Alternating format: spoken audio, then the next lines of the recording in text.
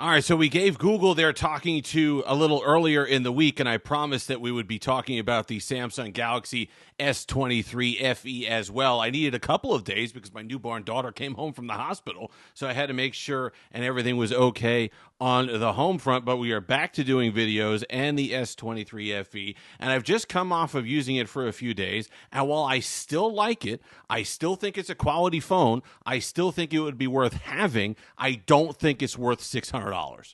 We can't sit there and criticize Google for a Pixel 8a price tag of somewhere around $550 and then turn around and give Samsung a gold star for the S23 FE at $600. Over the holiday season, when this phone was $400, you could get it on a bunch of carrier deals. Different story. It's a no-brainer. But when you're going back to paying full price, those days are over with now that we have phones like the OnePlus 12R out and about, some of these really strong mid-rangers. You can still get a Motorola ThinkPhone on the Moto website right now, $400, and that has the Snapdragon 8 Gen 1 Plus. So you're getting a better processor, you're getting a more power-efficient processor, and you're paying $200 less. That's a significant amount. So while Google has to wake up price-wise and kind of join this new reality that we're in right now, so does Samsung. And I was confused with the S23 FE to begin with. The A54 was a much better entry this year. They could have gotten away with just kind of having that and then having a less expensive base S24. I think that would have worked out well for them. But they released this, kind of an odd release window. They had it in October there. They did have those sales over the holiday season, which $400 for this was great because you got a great entry point to One UI. It's not going to get the latest and greatest. I can't imagine it gets the latest and greatest AI stuff on this device, despite having the 8 gigs of RAM or whatever, the gigs of RAM that apparently are the be-all, end-all when it comes to AI on these devices. It does have 8 gigs of RAM. A couple other things with it.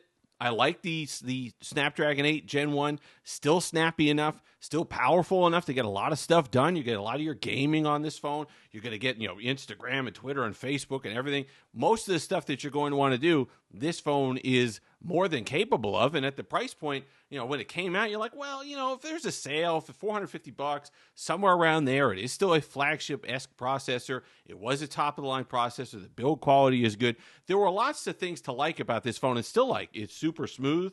I love the display on it. It's a punchy, saturated Samsung display, which apparently we can't take for granted anymore because you never know when Samsung's going to pull that back and make it where we don't have that just a poppy, excellent display. So this is a great one. It's bright enough. Like I said, it's got that 8 gigs of RAM. Battery life is just okay, but that's a symptom of the Snapdragon 8 Gen 1. When it's not the Plus, you're going to get kind of, 6 hours, which is okay-ish. 5.5. It's a little tough because I was just coming off using my S24 Ultra, which you could absolutely, and even on the Pixel 8 Pro, you can sit there and wail on those devices all day long and not crack that battery. But this one, if you do that, you're going to notice those percentages start to tick away. So be careful about that.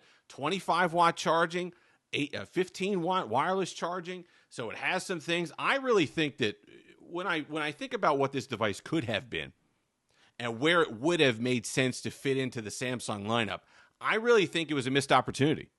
They could have fitted this with a headphone jack and a micro SD card slot and really kind of hammered home the people who are still using their S8 or their S9 or whatever device they have from Samsung that they're waiting on a replacement that's worthy of what they have because they need those things. There are still plenty of people out there who need a headphone jack or just want one. There are plenty of people who need that micro SD card expandable storage. I don't understand it at this point. I don't know why you would, but listen, if you're somebody that needs files or a large amount of whatever, if you're a photographer, if you're a videographer, whatever it happens to be, you need to take stuff on the road with you. You can't trust the cloud. You're not always going to have internet access. Then a micro SD card slot does make sense. So it's not that this device wasn't thick enough, okay? It's a beefy boy, so it's not like they didn't have room. It's not like some of these other razor-thin devices. You're like, well, the headphone jack is barely the size of the device. It's not the case here. It's thick. It's a thick boy. So you could have fit a 3.5 millimeter headphone jack here. You could have had the micro SD card expandable storage, and then you could have went to people who have been holding out for years and say, look, it's not the latest and greatest hardware. We understand that. you're still getting representative enough of the One UI experience, top-tier flagship One UI experience. It's snappy. It's smooth, 120 hertz display. There's a lot to like. The cameras are okay-ish. They're not the best, but they're kind of like a Samsung-esque experience with the cameras. You could have gotten that and moved off of your S9, S8, Note 10 Plus, your S10 Plus, whatever it is that you're holding on to, just trying to limp it along with. You could have moved to this and been plenty happy for that $500-$600 mark. But now they don't have that. So I don't know where this fits into the lineup. The A55's coming up. If it's an improvement off the A54, which I thought was a pretty solid device, you're getting a device that looks similar, performs, okay, this is a better performer. Yes, you could game a little bit better on this one than you can on the other one. But do most people care about that?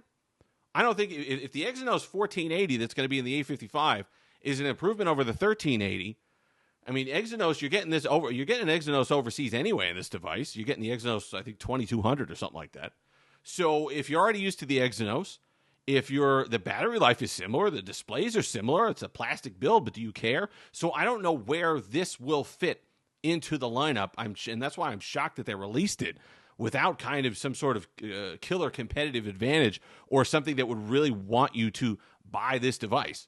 Because I like it. Like I said, if someone handed me this phone and said I have to use this phone for a year, or they give it to you on a carrier deal, or you really just get a phenomenal price on this, am I going to complain about this phone? Absolutely not. I like it.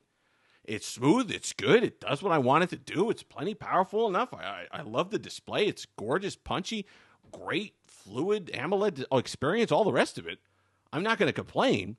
But at the same time, we don't exist. These things don't exist in a vacuum. There's a marketplace. And when I look at the entire marketplace and I look at the price of this, I get a little confused. So if you're still looking at a S23 FE, if you got one, you have no complaints, really.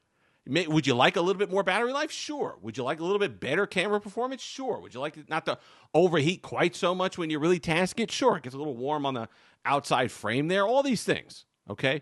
But no phone is perfect. It's a nice, I don't want to say entry level, it's a nice mid-range entry from Samsung. The problem is they don't currently have it at a mid-range price. So if you're going to sit there and I'm gonna complain about Google giving us a Pixel 8a at $550, I absolutely got to sit here and complain and be consistent about Samsung giving us this at $600. Put the price down today, $450. But then you got another issue. If you release the A55 at $450, well, obviously you're going to pick this up. So it's a weird device. It falls at a weird spot in the timeline. It's a weird spot in the market lineup for Google. I don't know where it fits in the series. It doesn't really fit with the S24 devices, but it doesn't really fit with the A series devices either. So if you get, like I said, if you kind of pick up an anomaly at a great price, that's fine. But if you're sitting there and you're staring at the Samsung website and you're seeing $600 for it plus tax and all the rest of it, that's a hard pass. That's a hard pass for me. So maybe Samsung will figure out their lineup for this year. I don't know. I'm looking forward to the A55. I had a lot of fun with the A54 last year, especially when the price went down to $300, $330. People were getting them for nothing on carrier deals. Just really phenomenal deals on that device. So if that's the same here, if you need that aluminum frame or the metal frame, if you need the Gorilla Glass 5 front and back, you can go ahead and have it. But otherwise, you're going to look elsewhere for that money, especially when you can get closer to flagship experiences, better battery life on something like a Think phone for $400. So we'll see how things shake out. But for now, both Google and Samsung really need to rethink their mid-range pricing strategy, even competing against themselves with something like the A55. If you've made it this far, like, comment, subscribe, all that fun stuff. Until next time, have that Steve-licious day.